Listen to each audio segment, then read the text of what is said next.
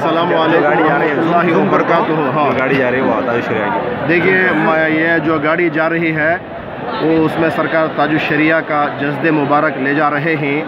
10 बजे का टाइम दिया गया था, लेकिन बरेली शरीफ की सरजमीन पर बिल्डिंगों के ऊपर लोग जमा हैं, सारे मैदानों में लोग भरे हुए हैं।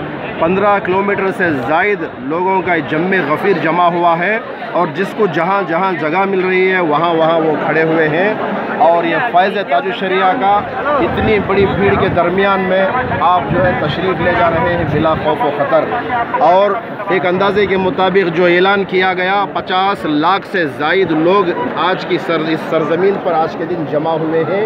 ये बहुत बड़ा रिकॉर्ड है अपने आप में। मैं हूँ तक़ी अहमद रज़वी अल-क़ादरी हासन से, मेरे साथ मोहम्मद अता रज़वी मेरे भाई और मोहम्मद अनस रज़ा ये भी मेरे भाई। हम लोगों ने आंखों देखा हाल आपको सुना रहे हैं।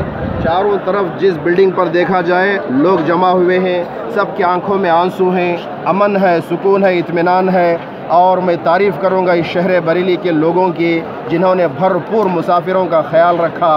कहीं खाना दे रहे हैं, कहीं पानी दे रहे हैं, कहीं रोटी बांट रहे हैं। खुलूस के साथ सारे दुकानें बंद करके वो जो है इस कार्रवाई में शामिल हुए हैं। इस बरेली शरीफ में शायद हिंदुस्तान में इतना बड़ा मंज़र कहीं किसी ने नहीं देखा होगा। इससे ये साबित होता है कि यही वक्त के सबसे बड़े वली हैं। माशाअल्लाह बहुत खुशी हो रही है। जनाजे की नमाज़ हज़रत उनके फ़र्जंद ताजुश शरिया के वारिस उलूम शरी ताजुश शरिया अल्लामा अज़्ज़द रज़ा साहब पढ़ाएंगे। 10 बजे का टाइम दिया गया था, लेकिन शायद टाइम पर नहीं हो सकेंगे और थोड़ा देर हो सकती है।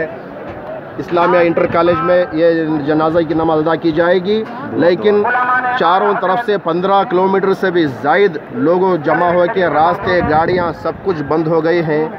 और जो है ये एक